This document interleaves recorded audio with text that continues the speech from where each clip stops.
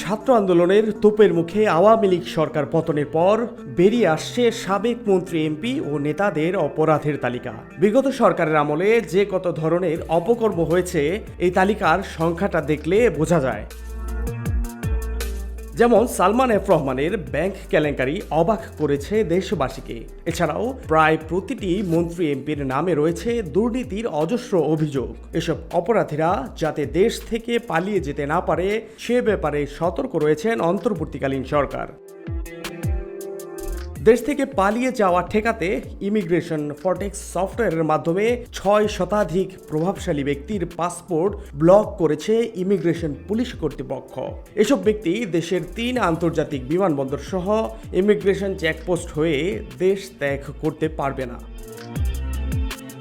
সাবেক মন্ত্রী, এমপি ছাড়াও এই তালিকায় রয়েছে আওয়ামী লীগের বিভিন্ন পর্যায়ের নেতারা। এছাড়াও আওয়ামী লীগ সরকারের সুবিধাভোগী ও দুর্নীতিগ্রস্ত 2 শতাধিক মেয়র ও কাউন্সিলর, ব্যবসায়ীর নামও রয়েছে এই তালিকায়। তাদের তথ্য ও ছবি দেশের 3 আন্তর্জাতিক বিমানবন্দর ও সব ইমিগ্রেশন চেকপয়েন্টে দেওয়া হয়েছে।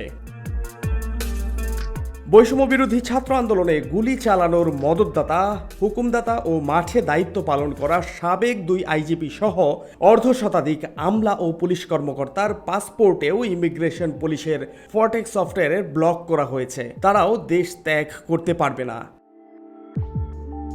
যাদের পাসপোর্ট ব্লক করা হয়েছে তাদের বেশিরভাগই প্রত্যক্ষ ও পরোক্ষভাবে শেখ হাসিনা সরকারের সুবিধাভোগী ছিলেন। কেউ কেউ ছাত্র আন্দোলনের বিরুদ্ধে স্পষ্ট অবস্থানও নিয়েছিলেন।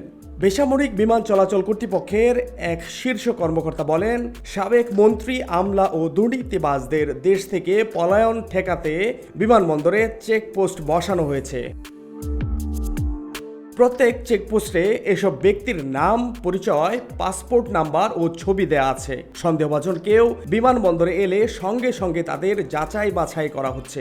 প্রয়োজনে তাদের জিজ্ঞাসাবাদও করা হচ্ছে।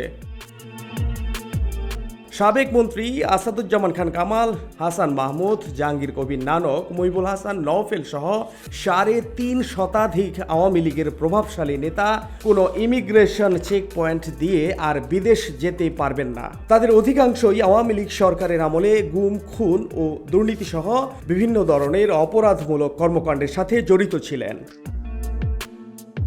নির্বিচারে সাধারণ শিক্ষার্থীদের ওপর গুলি চালানোর জন্য নিজ নিজ বাহিনীর সদস্যদের নির্দেশনা প্রদান করেন পুলিশের সাবেক IGP Abdul Al Mamun, rapid action ব্যাটালিয়নের সাবেক মহাপরিচালক মোহাম্মদ হারুনুর রশিদ এবং ডিএমপির সাবেক পুলিশ কমিশনার হাবিবুর রহমান।